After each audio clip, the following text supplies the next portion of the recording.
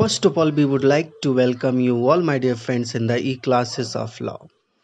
आज my dear friends हम CrPC के बारे में बात करने जा रहे हैं। सीआरपीसी को हम फुल फॉर्म में the code of criminal procedure 1973 कह सकते हैं और हिंदी में हम इसे दंड प्रक्रिया संहिता 1973 कह सकते हैं। माय डियर फ्रेंड्स, आज हम सीआरपीसी के कुछ बेसिक्स और फंडामेंटल्स के बारे में डिस्कस करेंगे, क्योंकि जब माय डियर फ्रेंड्स हम लॉ में किसी भी सब्जेक्ट को पढ़ते हैं तो उसके बेसिक्स और फंडामेंटल्स हमें क्लियर होना चाहिए, और अगर हमारे बेसिक्स और फंडामेंटल्स क्लियर नहीं हैं तो उस सब्जेक्ट को समझने में हमें बहुत प्रॉब्लम होती है। आज माय डियर फ्रेंड्स हम ये डिस्कस करेंगे कि सीआरपीसी में कॉग्निजेबल ऑफेंस, अगर हिंदी में कहें तो संज्ञेय अपराध, नॉन कॉग्निजेबल ऑफेंस हिंदी में असंज्ञेय अपराध, बेलेबल ऑफेंस मीन जमानती अपराध और नॉन बेलेबल मीन अजमानती अपराध। इनके मतलब क्या होते हैं, ये क्या है, इनका रेलेवेंस क्या है, सीआरपीसी इनके संबंध में क्या कहती है। और जब भी माय डियर फ्रेंड्स हम किसी भी टॉपिक को पढ़ते हैं तो पढ़ने से पहले हमें ये जान लेना चाहिए कि उसका इम्पोर्टेंस क्या है। I want to say that why the topic या why this topic must be gone through by us. ये जो टॉपिक है ये हम क्यों पढ़ें, ये हमारे द्वारा क्यों पढ़ा जाना चाहिए, इसका कारण क्या है।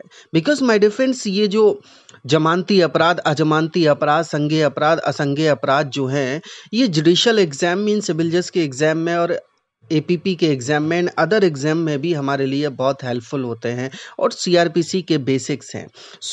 सबसे पहले मैं आपको ये बताना चाहूँगा कि कॉग्निजेबल ऑफेंस जो है, हिंदी में जिसे हम संज्ञेय अपराध कहते हैं, वो सीआरपीसी के सेक्शन 2C में मेंशन किया गया है। 2C मीन टू गा। अब हम बात करते हैं असंज्ञेय अपराध। जो असंज्ञेय अपराध है, नॉन कॉग्निजेबल ऑफेंस, वो सेक्शन 2L मीन टू था में मेंशन किया गया है। अब हम बात करते हैं माय डियर फ्रेंड्स कि संज्ञेय अपराध क्या है। अगर हम सीआरपीसी की बात करें तो सीआरपीसी ये कहती है कि संज्ञेय अपराध संज्ञेय अपराध एक ऐसा मामला होता है जिसमें पुलिस ऑफिसर फर्स्ट अनुसूची है जो सीआरपीसी की, या कोई अदर लॉ है तत्समय प्रवृत्त, जो भी लॉ उस समय में एप्लीकेबल हो, उसके अनुसार बिना वारंट के गिरफ्तार कर सकता है। सामान्य इजीली कहें तो संज्ञेय अपराध वो अपराध है जिसमें पुलिस को बिना वारंट के गिरफ्तार करने की अथॉरिटी होती है, वो गिरफ्तार कर सकता है अगर अपराध कॉग्निजेबल है तो। अब इससे हम क्या समझे, इससे हम एक्चुअली में बस इतना समझ पाए कि बिना वारंट के पुलिस अरेस्ट कर सकती है अगर कोई ऑफेंस कॉग्निजेबल है तो। अब कॉग्निजेबल ऑफेंस को अगर हम सिंप्लीफाइड करें तो हम जनरली ये कह सकते हैं कॉग्निजेबल ऑफेंस मीन एक ऐसा ऑफेंस जो सीरियस नेचर का होता है। सामान्य तौर पर समझने के लिए हम कह सकते हैं जो सीरियस नेचर का ऑफेंस है उसे हम कॉग्निजेबल ऑफेंस कह सकते हैं। और अगर हम इंग्लिश की बात करें, सीआरपीसी के अकॉर्डिंग सेक्शन 2C से cognizable offence means an offence for which and cognizable case means a case in which a police officer may, in accordance with the first schedule or under any other law for time being enforced, arrest without warrant. संज्ञेय अपराध से ऐसा अपराध अभिप्रेत है जिसके लिए, और संज्ञेय मामले से ऐसा मामला अभिप्रेत है जिसमें पुलिस अधिकारी प्रथम अनुसूची के या तत्समय प्रवृत्त किसी अन्य विधि के अनुसार वारंट के बिना गिरफ्तार कर सकता है। अब माय डियर फ्रेंड्स, ये तो हम बात कर रहे हैं अभी सीआरपीसी में सेक्शन 2C के अकॉर्डिंग। जैसा कि मैंने बताया, संज्ञेय अपराध एक ऐसा ऑफेंस जो सीरियस नेचर का है। तो आईपीसी में से कौन कौन से ऑफेंस हैं जो सीरियस नेचर के हैं, जिन्हें हम कॉग्निजेबल ऑफेंस जिन्हें बनाया गया है, जैसे कि मर्डर है 302 कॉग्निजेबल ऑफेंस है। और अगर हम बात करें 304 डाउरी डेथ, वो क्या है, कॉग्निजेबल ऑफेंस है। इस तरह के 307 अटेम्प्ट टू मर्डर क्या है, कॉग्निजेबल ऑफेंस है। 376B को छोड़कर बाकी के जो ऑफेंसेस हैं आईपीसी में रेप से रिलेटेड, वो भी क्या है, कॉग्निजेबल ऑफेंसेस हैं। अब हम आपको पहले ये बता देते हैं कि नॉन कॉग्निजेबल ऑफेंस क्या है, फिर हम ये पढ़ेंगे कि हम कॉग्निजेबल और नॉन कॉग्निजेबल पढ़ क्यों रहे हैं, इसका मतलब क्या है। माय डियर फ्रेंड्स, अगर हम बात करते हैं कि असंज्ञेय अपराध क्या है, जो कि सीआरपीसी जो है उसके सेक्शन 2L मीन 2 था में मेंशन किया गया है, नॉन कॉग्निजेबल ऑफेंस, हिंदी में हम असंज्ञेय अपराध कहते हैं इसे। असंज्ञेय अपराध क्या है, असंज्ञेय अपराध एक ऐसा अपराध है जिसके लिए, और असंज्ञेय मामला ऐसा मामला विपरीत है जिसमें पुलिस अधिकारी को बिना वारंट के गिरफ्तार करने का प्राधिकार अधिकार नहीं होता है। अगर कोई ऑफेंस असंज्ञेय अपराध है, नॉन कॉग्निजेबल ऑफेंस है, तो पुलिस को गिरफ्तार करने के लिए वारंट चाहिए। अगर पुलिस के पास वारंट नहीं है तो नॉन कॉग्निजेबल ऑफेंस की कंडीशन में police has no authority, police को कोई अथॉरिटी नहीं है गिरफ्तार करने की। अगर हम इंग्लिश में कहें तो ऐसे कह सकते हैं, non cognizable offence means an offence for which and non-cognizable case means a case in which a police officer has no authority to arrest without warrant। Police officer को कोई अथॉरिटी नहीं है नॉन कॉग्निजेबल ऑफेंस की condition में गिरफ्तार करने की, क्योंकि उसके लिए उसे वारंट चाहिए। अब क्वेश्चन ये है कि नॉन कॉग्निजेबल ऑफेंस कौन कौन से हैं। आईपीसी में कई ऑफेंसेस हैं, जैसे कि सेक्शन 500, जो सेक्शन 499 है वो मानहानि की डेफिनेशंस के बारे में बात करता है। मानहानि क्या है, एक्सेप्शंस क्या है, और प्लस जो भी सेक्शन परिभाषा देता है वो सेक्शन कभी इम्पोज नहीं होता किसी व्यक्ति पर, लेकिन कुछ ऐसे सेक्शंस होते हैं जो परिभाषा और पनिशमेंट दोनों बताते हैं, तो वो एप्लीकेबल हो जाता है। फॉर एग्जाम्पल अगर हम बात करें 304B एप्लीकेबल हो जाता है। अब सेक्शन 500 है वो क्या है, एक नॉन कॉग्निजेबल ऑफेंस है। 501, 502 मतलब धारा 500, धारा 501, 502, ये तीनों जो सेक्शंस हैं वो क्या हैं, असंज्ञेय अपराध है। अब हम बात ये करते हैं, असंज्ञेय अपराध ऐसे अपराध जो कम सीरियस नेचर के होते हैं, उसे हम असंज्ञेय अपराध जनरल शब्दों में समझ सकते हैं।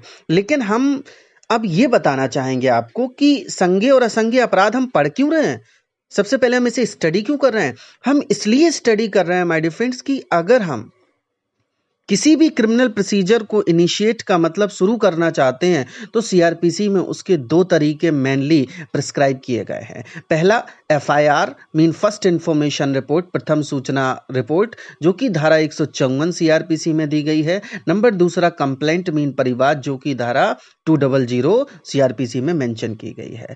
अब हमने कॉग्निजेबल ऑफेंस जो पढ़ा वो इसलिए पढ़ा कि अगर कोई ऑफेंस जो है अगर वो कॉग्निजेबल है तो केवल कॉग्निजेबल ऑफेंसेस में ही एफआईआर होती है। अगर कोई ऑफेंस नॉन कॉग्निजेबल है तो उस केस में कंप्लेंट फाइल होती है। इसलिए हम कॉग्निजेबल और नॉन कॉग्निजेबल को पढ़ रहे हैं। अगर कोई ऑफेंस कॉग्निजेबल है तो उसमें जो एफआईआर है वो एफआईआर होगी, और अगर कोई ऑफेंस नॉन कॉग्निजेबल है तो उसमें कंप्लेंट फाइल होगी। एफआईआर किससे होती है, पुलिस से। FIR is lost only in cognizable cases, जो एफआईआर है वो सिर्फ संज्ञेय मामलों में होती है, और जो कंप्लेंट है वो संज्ञेय और असंज्ञेय दोनों मामलों में फाइल हो जाती है। जो सेक्शन 200 में मेंशन की गई है कंप्लेंट, जो कि मजिस्ट्रेट से होती है, और जो कंप्लेंट है वो कॉग्निजेबल और नॉन कॉग्निजेबल दोनों केसेस में फाइल हो जाती है। अब एफआईआर क्या है, इसके बारे में कमिंग क्लासेस में मैं आपको डिटेल में एफआईआर के वीडियो बनाऊंगा, उसमें आपको बताऊंगा। वैसे ही हम ये समझ सकते हैं कि एफआईआर एक इन्फॉर्मेशन है। एफआईआर किसी ऑफेंस का एक एलिगेशन है। जो इन्फॉर्मेशन देने वाला होता है उसे इन्फॉर्मेंट कहते हैं। तो जो इन्फॉर्मेंट है और जो प्रोसिक्यूशन है वो किसी व्यक्ति पर एलिगेशन लगाता है कि उस पर्सन ने पर्टिकुलरली कोई कॉग्निजेबल ऑफेंस किया है। सामान्य तौर पर हम उसे एफआईआर कह सकते हैं, क्योंकि सीआरपीसी जो है वो एफआईआर की परिभाषा नहीं देती है। अब कंप्लेंट क्या है, अगर हम कंप्लेंट की बात करें तो सेक्शन 2D मतलब 2 घा ऑफ सीआरपीसी बताता है कि परिवाद इस सीआरपीसी के अधीन मजिस्ट्रेट द्वारा कार्यवाही किए जाने की दृष्टि से मौखिक या लिखित रूप से उससे किया गया एक अभिकथन है। अभिकथन का मतलब यहां इंग्लिश में एलिगेशन है। अभिप्रेत है कि किसी व्यक्ति ने, चाहे वो ज्ञात हो अज्ञात हो, अपराध किया है, किंतु इससे अंतर्गत पुलिस रिपोर्ट नहीं आती। पुलिस रिपोर्ट का मतलब सीआरपीसी में अगर माय डियर फ्रेंड्स हम बात करें टू दा के अनुसार, टू दा मीन 2R में ये लिखा है कि जो सबसेक्शन 2 में मजिस्ट्रेट को भेजी जाती है, सबसेक्शन 2 ऑफ सेक्शन 173 मीन जो फाइनल रिपोर्ट है उसे ही हम पुलिस रिपोर्ट कहते हैं। अब सवाल यह है कि जो कंप्लेंट है वो मजिस्ट्रेट के सामने की जाती है, ओरल हो सकती है, राइटिंग में हो सकती है, और कंप्लेंट एक एलिगेशन है जो किसी पर्सन पर लगाया जाता है कि उसने पर्टिकुलरली किसी ऑफेंस को किया है। अब वो जो ऑफेंस करने वाला व्यक्ति है जिस पर आरोप लगा है उसे हम एक्यूज्ड कहते हैं वो नॉन हो सकता है, अननोन हो सकता है, और ये अपने आप में कंप्लेंट है। इसकी प्रोसीजर है वो सेक्शन 200 और 201, 202, 203, 204 में मेंशन की गई है, जो कमिंग क्लासेस में हम डिस्कस करेंगे। तो कंक्लूजन ये है माय डियर फ्रेंड्स कि अगर कोई कॉग्निजेबल ऑफेंस है तो उसमें पुलिस बिना वारंट के अरेस्ट कर सकती है, और नंबर दूसरी बात ये कि अगर ऑफेंस कॉग्निजेबल है तो उसमें एफआईआर दर्ज होगी, और अगर कोई ऑफेंस नॉन कॉग्निजेबल है तो उसमें कंप्लेंट होगी। अब जो कंप्लेंट है वो कॉग्निजेबल और नॉन कॉग्निजेबल दोनों में फाइल हो जाती है। ये क्वेश्चन कई बार कॉम्पिटिटिव एग्जाम्स में पूछा गया है, जुडिशरी में भी और प्लस सीडीपीओ में भी many times have been asked. अब एक बात और है, अगर कोई व्यक्ति कई ऑफेंसेस को करता है और मान लिया किसी व्यक्ति ने एक साथ 4 ऑफेंसेस किए, तो 4 सेक्शंस हैं, और उन 4 सेक्शंस में से 3 सेक्शंस नॉन कॉग्निजेबल हैं और एक सेक्शन कॉग्निजेबल है, तो इस पूरे केस को ही कॉग्निजेबल मान लिया जाएगा। It also has been mention under CrPC, ये भी सीआरपीसी का ही कंसेप्ट है। अब माय डियर फ्रेंड्स, नेक्स्ट हम ये बात करेंगे कि अभी हमने कॉग्निजेबल ऑफेंस के बारे में बात की। अब आईपीसी जो है, इसकी जो शेड्यूल फर्स्ट है वो शेड्यूल ऑफेंस का क्लासिफिकेशन बताती है, ऑफेंस का वर्गीकरण बताती है। जो सीआरपीसी की शेड्यूल फर्स्ट अनुसूची प्रथम है, इसमें आईपीसी के जो 511 सेक्शंस हैं, उन सेक्शंस में से वो सेक्शन जो पनिशमेंट प्रिस्क्राइब करते हैं, जो किसी व्यक्ति पर लगाए जा सकते हैं, केवल उन सेक्शंस की लिस्ट दी गई है। और इस सीआरपीसी की जो प्रथम अनुसूची में है, जो मैं आपको बता रहा हूं, इसमें सेक्शन दिए गए हैं, ऑफेंस दिया गया, पनिशमेंट दिया गया है। अब वो ऑफेंस कॉग्निजेबल है या नॉन कॉग्निजेबल है, ये शेड्यूल फर्स्ट में लिखा है। बेलेबल है या नॉन बेलेबल है, ये भी शेड्यूल फर्स्ट में लिखा है। कौन सा कोर्ट उसकी ट्रायल करेगा, सबसे पहले किस कोर्ट को आप अप्रोच करोगे, किसके यहाँ वो केस जाएगा, कौन सा कोर्ट उसकी ट्रायल कंडक्ट करेगा, ये भी अनुसूची फर्स्ट में बताया गया है। इसमें 511 आईपीसी के सेक्शन मेंशन किए गए, वो भी मेन सेक्शंस जो कि किसी व्यक्ति पर इम्पोज किए जा सकते हैं, लगाए जा सकते हैं, उनके बारे में सिर्फ मेन सेक्शंस दिए गए हैं। अब जो हमारी ये अनुसूची फर्स्ट है, इसका एक और पार्ट है, वो है पार्ट 2। वो पार्ट 2 की हेडिंग ये है, classification of offences against other laws. मतलब ये है माय डियर फ्रेंड्स कि अनुसूची फर्स्ट जो है वो 2 चीजें हमें बताती है। पहला, आईपीसी के जो ऑफेंसेस हैं वो, नंबर दूसरा पार्ट 2 में जो अदर लॉज में ऑफेंसेस होते हैं। अब मैं आपको ये बात क्यों बता रहा हूँ, मैं आपको ये बात इसलिए बता रहा हूँ कि अक्सर हम जब कॉम्पिटिटिव एग्जाम देते हैं तो एक क्वेश्चन हमसे पूछा जाता है। पहले मैं आपको क्वेश्चन बताता हूँ जो जनरली आस्क किया जाता है कि अगर कोई लॉ है आईपीसी को छोड़कर, अदर देन आईपीसी, मीन हम अभी आईपीसी की बात नहीं कर रहे हैं, अदर कोई पीनल लॉ है जिसमें उस ऑफेंस की सजा तो दी गई है, पनिशमेंट तो बताता है वो पर्टिकुलर एक्ट और स्टैट्यूट, लेकिन एक्चुअली में वो ये नहीं बताता एक्ट कि पर्टिकुलर जो ऑफेंस है वो कॉग्निजेबल है या नॉन कॉग्निजेबल है, वो ऑफेंस बेलेबल है या नॉन बेलेबल है, और उसकी ट्रायल कौन सा कोर्ट करेगा।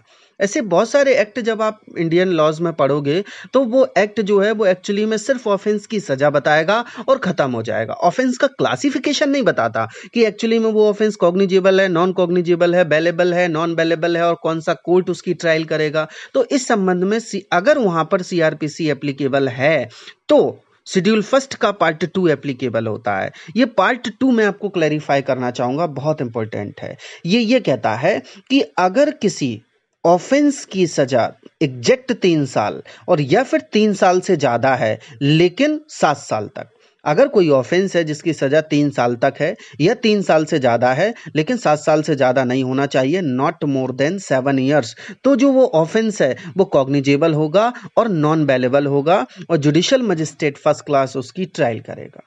अगर कोई ऑफेंस 3 साल, अगर कोई ऑफेंस है और उसकी सजा अगर 3 साल से कम है, या फिर कोई ऐसा ऑफेंस है जिसकी सजा केवल फाइन है, ओनली फाइन है, इम्प्रिजनमेंट मीन जेल उसमें है ही नहीं, तो वो ऑफेंस नॉन कॉग्निजेबल होगा और बेलेबल होगा।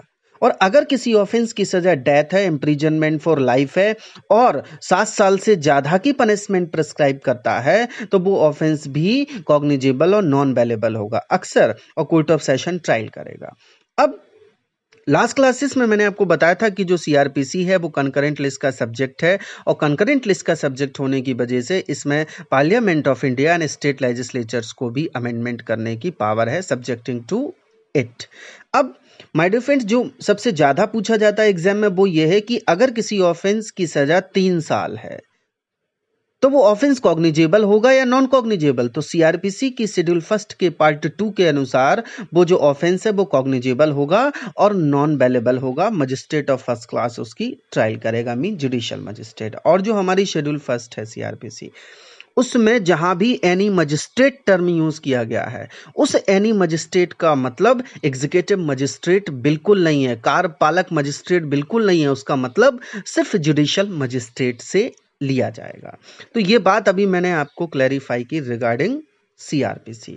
अब बात यह कि बेलेबल ऑफेंस क्या है, नॉन बेलेबल ऑफेंस क्या है, कौन सा ऑफेंस बेलेबल होगा, कौन सा ऑफेंस नॉन बेलेबल होगा, ये भी सीआरपीसी के शेड्यूल फर्स्ट में मेंशन किया गया है। बेलेबल ऑफेंस जो है माय डिफेंस, वो सीआरपीसी के सेक्शन 2A मीन 2 का में मेंशन किया गया है कि जमानती अपराध क्या है।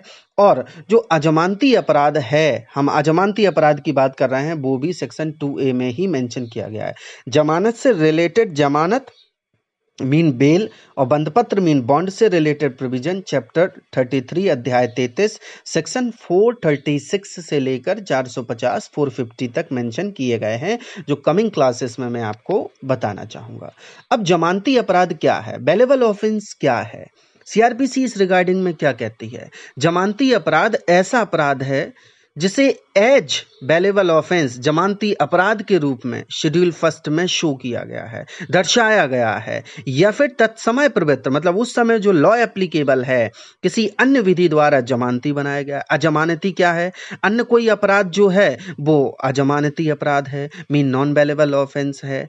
अब सीआरपीसी की अगर हम शेड्यूल फर्स्ट की बात करें तो उसमें ये बात कैटेगराइज की गई है कि कौन सा ऑफेंस बेलेबल है और कौन सा ऑफेंस नॉन बेलेबल है। अदर लॉज के कंटेक्स्ट में भी मैंने अभी आपको बताया, सीआरपीसी सेक्शन 2A के अनुसार bailable offence, non bailable offence का मतलब यह है कि bailable offence means an offence which is shown as bailable in the first schedule or which is made valuable by any other law for the time being in force and non valuable offense means any other offense। ये जमानती और अजमानती अपराध के बारे में हमारी CrPC कहती है। और अभी जैसा मैंने आपको बताया कि जो शेड्यूल फर्स्ट का पार्ट 2 है उसमें ये लिखा हुआ है कि अगर किसी ऑफेंस की सजा 3 साल और 3 साल से ज़्यादा है लेकिन 7 साल तक है तो वो ऑफेंस जो है वो कॉग्निजेबल एंड नॉन वेलेबल होगा।